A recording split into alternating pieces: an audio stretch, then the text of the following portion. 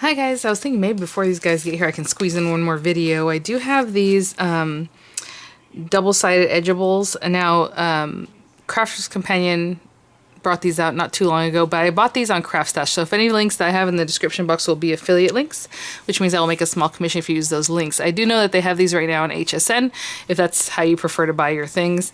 I'll have the links for both places. I haven't checked the availability, so hopefully they're available as far as that they're not sold out, right?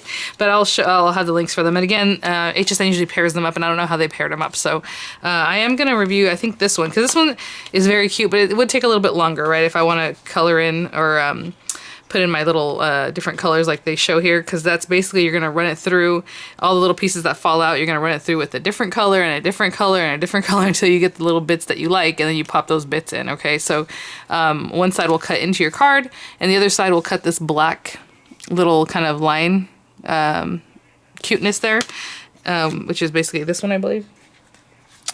And and that's the string of lights, which is just adorable. And this one's dashing through the snow, so I figured I can quickly cut this out, I think, and then just layer it up just kind of like they're showing here. So we'll review this real quick. I'm gonna get some papers. I should have probably done that first. Like I mentioned earlier, I know, like I said, my videos sometimes may not make sense if you're watching it later, but I have people coming to trim my palms and rip out a couple palm trees, so I just want to see here real quick, what size is this? I'm assuming it makes like an A2 size card.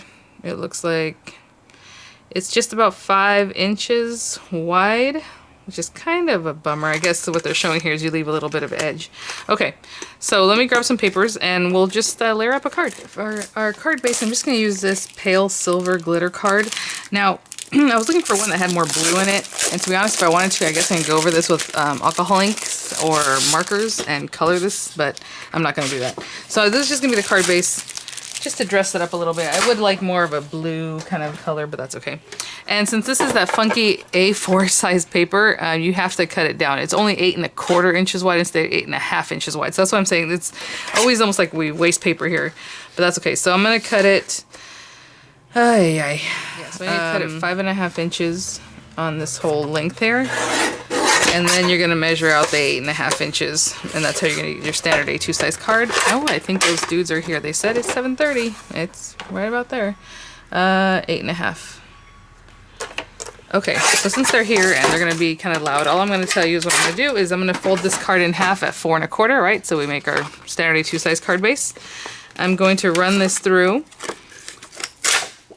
with my double-sided plate. So I have black over here, and so I want the reindeer and this part of the house to be facing the black paper. And I have some blue paper over here that's going to be facing the little houses and the little piece of moon.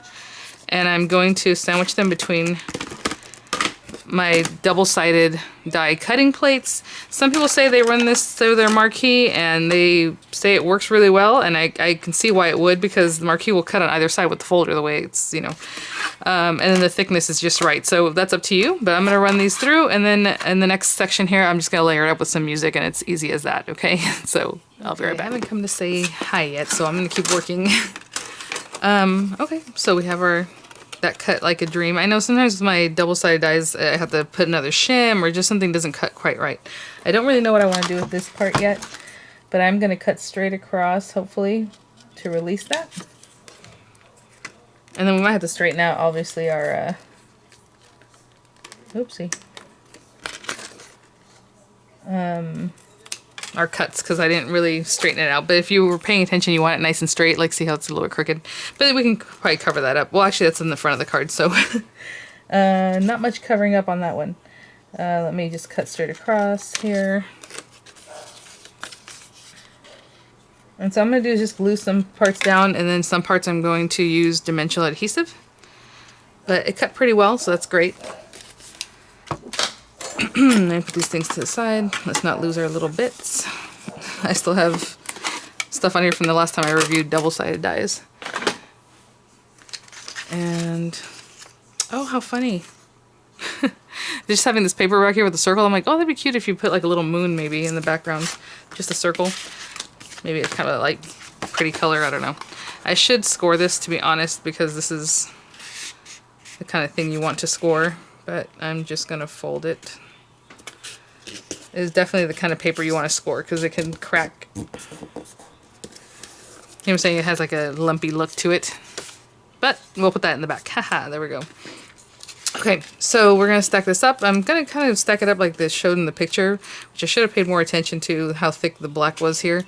So this black one can only go so high because of the way I did it. And then the blue one's going to go behind it. And then we have this guy out here somewhere. And then we have the little moon. So it does have a little moon, but it's very small. Okay, so let me look at these. I'm going to chop these down to look a little nicer.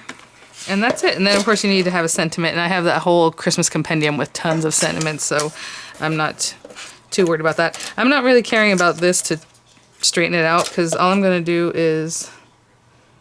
I want to eyeball this. If I have this here, 5.5 inches is here. Let's go a little bit further. They don't have to be perfect. You know what I'm saying? But I do want it to be at least the 5.5 inches. That needs to be so it can go across the whole paper there. And I'm trying to keep it kind of straight.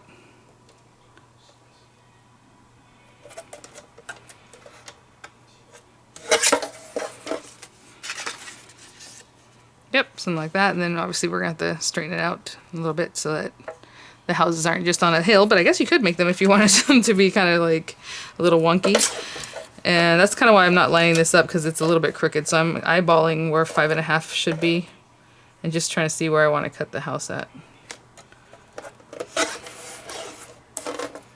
Where's 5.5 over here? And I'm going to straighten out the houses if they were nice and straight on that line.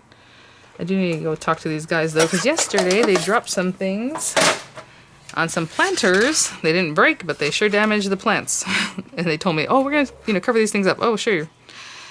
So I got to go check on that. Okay, so that's basically how I cut those down. I'm going to trim, stick them down. I have this little guy to go through here, and then we have our little moon. I don't know if the moon should be... Where did they put their moon? They put their moon in the back over here somewhere. And then I'll find a Merry Christmas or some kind of something sentiment to go on here. So now I'm thinking maybe I should lift it up a little higher, and then maybe the sentiment will be down here. I don't like keeping things in a row, but I think that might be pretty for this. We'll see. All right, guys. Thanks for watching. I'll have the links in the description box. I'm just going to glue this stuff down, maybe do a little dimensional between some of the areas, and I will see you guys at the next one. Bye now.